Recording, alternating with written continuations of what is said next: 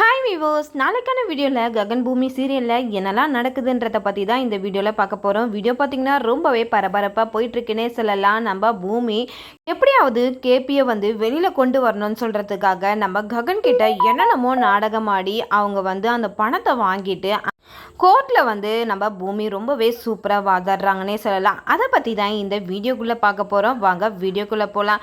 இந்த பக்கம் நம்ம சாரதாவும் மீராவும் பார்த்திங்கன்னா நம்ம ககன் கிட்ட போயிட்டு எப்படியாவது கேட்கணும் அப்படின்னு சொல்லிட்டு மீரா சாரதா கிட்ட சொல்கிறாங்க. எப்படியாவது அவரை வெளியில் எடுத்துட்டு அவர் வாங்குற அடியை எங்களால் தாங்கவே முடியல அப்படின்னு சொல்லிட்டு நம்ம மீராவும் சாரதாவும் மாற்றி மாற்றி அழுதுகிட்டே இருக்காங்க. இதை பார்த்தீங்கன்னா நம்ம மீரா கிட்ட நம்ம சாரதா சொல்கிறாங்க, நான் எப்படியாவது ககன் கிட்ட பேசி அவர் வெளியில் கொண்டு வர வழியை நான் பார்க்குறேன் அப்படின்னு சொல்கிறாங்க.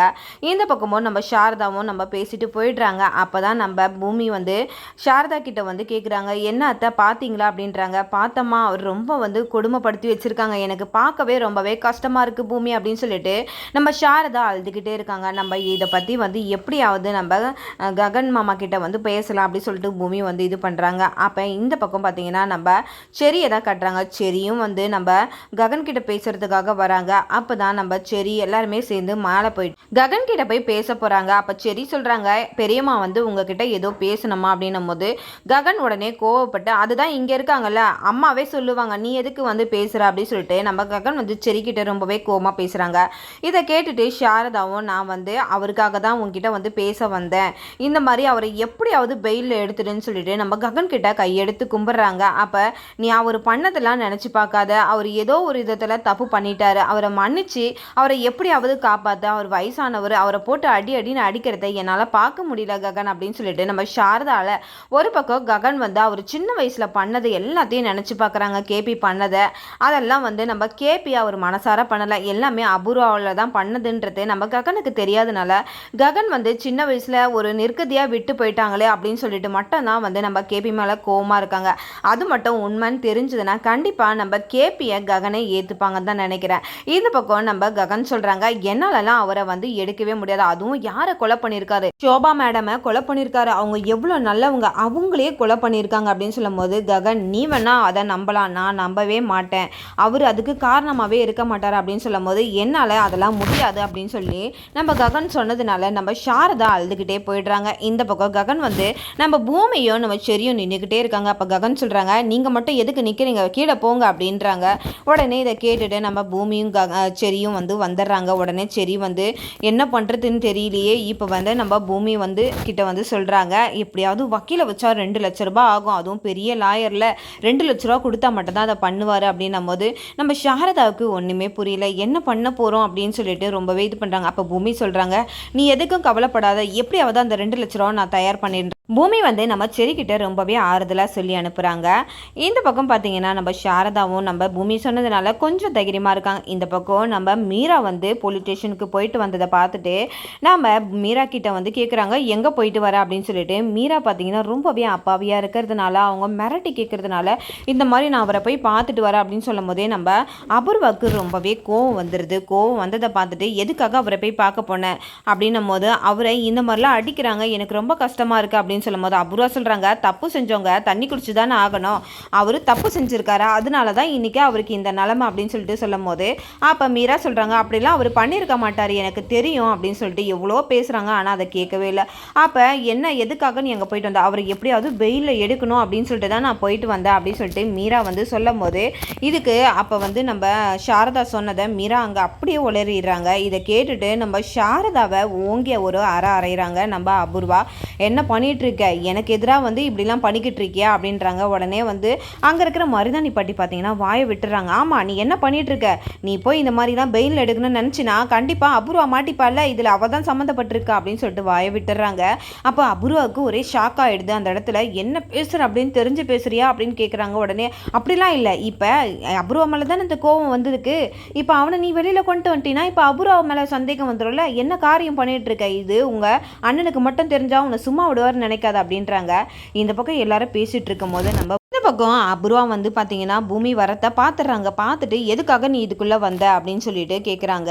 நான் இந்த மாதிரி எங்கள் மாமாவை வெளியில் எடுக்க போகிறேன், அதுக்காக தான் நான் வந்து பேசுகிறதுக்காக வந்தேன் அப்படின்னு சொல்கிறாங்க. அந்த இடத்துல அப்போ வந்து நம்ம சரத்சந்திரா கேட்குறாரு, என்ன தைரியந்தா அவனை நீ வெளியில் எடுப்பேன்னு நினச்சிருப்ப, நீ எல்லாம் சோபா சந்திராவோட பொண்ணா, அவள் எவ்வளோ பண்ணியிருக்கான், அவள் வந்து உங்கள் அம்மாவையே கொலை பண்ணியிருக்கான், அது கூட உனக்கு தெரியாமல் நீ இந்த மாதிரி பண்ணிக்கிட்டு இருக்கிய அப்படின்னு சொல்லும் போது அவர் வந்து என் மாமா, அவர் வந்து எங்கள் அம்மாவை கொலை பண்ண வாய்ப்பே கிடையாது, உங்களுக்கு கண்ணு வந்து இப்போ மறைஞ்சிருக்கு, உங்களுக்கு இந்த அபூர்வா சொல்கிறது எல்லாமே வேத வாக்காக இருக்கிறதுனால தான் அவள் பண்ணுறது எல்லாமே உங்களுக்கு தெரியாமல் அவள் உங்களை அந்த அளவுக்கு பிளைண்ட் பண்ணி வச்சுருக்கா அப்படின்னு சொல்லிட்டு நம்ம பூமி சொல்ல, இந்த பக்கம் நம்ம சரத்சந்திரா வந்து நம்ம பூமியை அரைஞ்சிடுறாங்க. இதை பார்த்துட்டு அபூர்வா ரொம்பவே சந்தோஷப்பட்டுட்டு இருக்காங்க.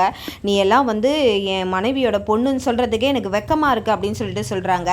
இது வந்து உங்களுக்கு தெரியலனாலும் என் அம்மாவுக்கு தெரியும் யார் என் அம்மாவை கொலை பண்ணாங்கன்ட்டு, அவங்க பார்த்துக்கிட்டு தான் இருக்காங்க, இதுக்கெல்லாம் ஒரு நாள் வந்து விட கிடைக்கும், அன்னைக்கு நீங்கள் ஃபீல் பண்ணுவீங்க அப்படின்னு சொல்லிட்டு நம்ம பூமி சொல்ல, இந்த பக்கம் நம்ம சோபா சந்திராவோட ஃபோட்டோ முன்னாடி சொல்கிறாங்க, சத்தியமாக எங்கள் அம்மாவை கொலை பண்ணது அபூர்வா தான், கண்டிப்பாக இது ஒரு நாள் உங்களுக்கு தெரிய வரும்போது நீங்கள் ரொம்பவே ஃபீல் பண்ணுவீங்க அப்படின்னு சொல்லிட்டு நம்ம பூமி வந்து நம்ம சரத்சந்திரா கிட்ட ரொம்பவே வந்து அழுதுட்டு போயிடுறாங்க. வீட்டை விட்டு வெளியில் அனுப்பிடுறாங்க. இந்த பக்கம் அபூர்வா போயிட்டு, நீ என்னதான் நினச்சாலும் நீ வந்து அவரை மாற்றவே முடியாது, அந்த அளவுக்கு நான் இது பண்ணி வச்சுருக்கேன், உன்னால் முடிஞ்சதை பார்த்துக்க, கிளம்பு கிளம்பு அப்படின்னுறாங்க. இதை கேட்டுட்டு பூமி அழுதுகிட்டே போயிடுறாங்க. இந்த பக்கம் நம்ம சரி பார்த்தீங்கன்னா நம்ம மீரா கிட்ட தான் வராங்க. மீரா கிட்ட சொல்கிறாங்க, ஆமாம் இந்த மாதிரி வந்து அப்பாவை வெளியில் எடுக்கணும்னா பெரிய லாயரை பார்த்துருக்கோம், அவருக்கு 2 லட்ச ரூபா பணம் கொடுக்கணும் அப்படின்றாங்க. அப்போ பார்த்தீங்கன்னா இந்த விஷயம் சரியும் நம்ம மீராவும் பேசிகிட்டு இருக்கும் போது இதை வந்து நம்ம நட்சத்திரா கேட்டுடுறாங்க. நட்சத்திரா கேட்டுட்டு உடனே போய் அபூர்வா கிட்ட சொல்கிறாங்க. அபூர்வா அப்போ சொல்கிறாங்க, என்னத்துக்காக இந்த 2 லட்ச ரூபா அப்படின்றாங்க. அப்போ தான் மருதாணி பாட்டி சொல்கிறாங்க, இரு நான் சொல்கிறேன், இப்போ எப்படியோ சரி வந்து அந்த கேபியை வெளியில் எடுக்கிறதுக்காக ஒரு வக்கீலை பார்த்துருப்பான், அவன் வந்து அந்த பணம் கேட்டிருப்பான், அதுக்காக தான் இந்த பணம் அப்படின்றாங்க. உடனே இதை கேட்டுட்டு நட்சத்திராவும் தலையாட்டுறாங்க. இதெல்லாம் வந்து நடக்கிற காரியமா, நான் இதை நடக்க விட மாட்டேன், நான் இருக்கிற வரைக்கும் இது நடக்கவே நடக்காது அப்படின்னு சொல்லிட்டு நம்ம அபூர்வா சொல்லிட்டு இருக்க. அப்போ சரி வராங்க. சரி வந்ததுமே என்ன எங்கே போகிற அப்படின்னு கேட்குறாங்க. நான் வெளியில் போகிறேன் அப்படின்னும் போது, என்ன உங்கள் அம்மா உனக்கு நெக்லஸ் கொடுத்தாளா அப்படின்றாங்க. உடனே இதை கேட்டுமே நம்ம அபூர்வா பேசிக்கிட்டு இருக்கிறத நம்ம சரத்சந்திரா கேட்டுடுறாங்க. என்ன காரியத்தை பண்ணிக்கிட்டு இருக்க, இந்த வீட்டிலேருந்து அவனை வெளியில் கொண்டு வரதுக்கு 1 ரூபா வெளியில் போகக்கூடாது அப்படின்னு சொல்லிட்டு சரத்சந்திரா அந்த இடத்துல சொல்லிடுறாங்க. உடனே செரிக்கிட்ட சொல்கிறாங்க, என் பொண்ணு வாழா வெட்டியாக இருந்தால் கூட நான் அதை பற்றி கவலைப்பட மாட்டேன், சரியா, உன்னை வீட்டை விட்டு வெளியில் அனுப்புறது கூட நான் தயங்க மாட்டேன் அப்படின்றாங்க. உடனே இதை பார்த்துட்டு நம்ம மீரா ரொம்பவே பயந்துக்கிட்டு, நான் வந்து சொல்கிறேன்னா நீங்கள் எதுவும் சொல்லாதீங்க அப்படின்னு சொல்லிட்டு நம்ம செரியை கூட்டிகிட்டு போயிடுறாங்க. இந்த பக்கம் இதெல்லாம் வந்து கேள்விப்பட்ட நம்ம பூமி பார்த்தீங்கன்னா ரொம்பவே அதிர்ச்சி ஆகுறாங்க. என்ன பண்ணுறதுன்னு தெரியாமல் ரொம்பவே திக்குமுக்க ஆடி போயிருக்காங்க. அப்போ தான் நம்ம பூமிக்கு ஒரு பேப்பரில் ஒரு பாப்பாவோட ஃபோட்டோவில் அவங்களுக்கு சிகிச்சைக்காக பண ஏற்பாடு வேணும் அப்படின்னு சொல்லிட்டு கேட்டிருக்காங்க. அது ஒரு 4 வருஷத்துக்கு முன்னாடி பேப்பர். அப்போ நம்ம இதை பார்த்துட்டு சாரதா இதை பார்த்தா நம்புவானா, இல்லை நான் எப்படியாவது மாமா இதை பார்த்தாருனா கண்டிப்பாக காசு தருவார் அப்படின்னு சொல்லிட்டு நம்ம ரொம்பவே பூமி வந்து கான்ஃபிடென்ட்டாக பேசுகிறாங்க. அதுக்கப்புறம் இதை பார்த்த ககன் பார்த்தீங்கன்னா, நான் தரேன், இந்த குழந்தைக்கு 2 லட்ச ரூபா, நான் 4 லட்ச ரூபா நான் தரேன் அப்படின்னும் போது அப்போ சாரதா சொல்கிறாங்க, அதுதான் 2 லட்ச ரூபா தானப்பா போட்டிருக்கேன், நீ ஏன் 4 லட்ச ரூபா கொடுக்குற, அந்த குழந்தைக்காக நான் தரேன் அப்படின்னு சொல்லிட்டு நம்ம பூமி கிட்ட செக் எழுதி கொடுத்துட்றாங்க. இதை வச்சு நம்ம பூமி நம்ம கேபியை வெளியில் கொண்டு வரணும்னு சொல்லிட்டு கொண்டு எடுத்துகிட்டு போகிறாங்க. அங்கே போனீங்கன்னா வக்கீலும் வாதாடுறதுக்காக எல்லாருமே ரெடி ஆயிடுறாங்க. அப்போ நம்ம அபூர்வா என்ன பண்ணுறாங்கன்னா வக்கீலையும் காசு கொடுத்து வாங்கிடுறாங்க.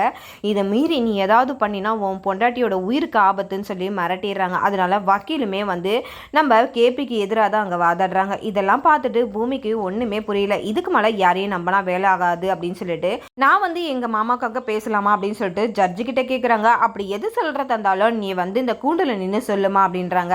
அப்போ நம்ம ஜட்ஜு வந்து என்னம்மா சொல்ல, அப்போ ஜட்ஜுக்கிட்ட பூமி சொல்கிறாங்க, இவங்கெல்லாம் சொல்கிறாங்கல்ல சோபா சந்திரா இறந்ததுக்கு காரணம் எங்கள் மாமா தான்றது, அது எல்லாமே பொய் தான், இந்த ரத்னாவும் இந்த அபூர்வாவும் சேர்ந்து பண்ண பிளான் தான் இது, எங்கள் மாமா அந்த தவறை செய்யவே மாட்டார், ஏன்னா எல்லாரும் சொல்கிறாங்கல்ல சோபா சந்திரா இறந்ததுக்கு காரணம் எங்கள் மாமான்ட்டு, சோபா சந்திராவோட பொண்ணு தான் நான் அப்படின்னு சொல்கிறாங்க. உடனே என்னம்மா சொல்கிற, உங்கள் அம்மா தான் அவங்களா அப்படின்னும் போது, ஆமாம் எங்கள் அம்மாவோட இறப்புக்கு எங்கள் மாமா காரணம் கிடையவே கிடையாது. இந்த அபூர்வா தான் இவங்க திட்டம் போட்டு தான் இந்த வேலையே செஞ்சுருக்காங்க அப்படின்னு சொல்கிறாங்க.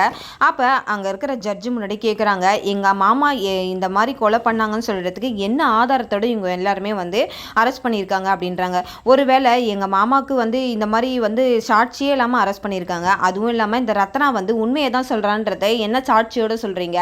இவன் வந்து பொய் தான் சொல்கிறா. இந்த அபூர்வா காசை கொடுத்து அவளை பயமுறுத்தி இந்த மாதிரி வச்சிருக்கா அப்படின்னு சொல்லிட்டு சொல்லும் போது ஜட்ஜால் எதுவுமே சொல்ல முடியல.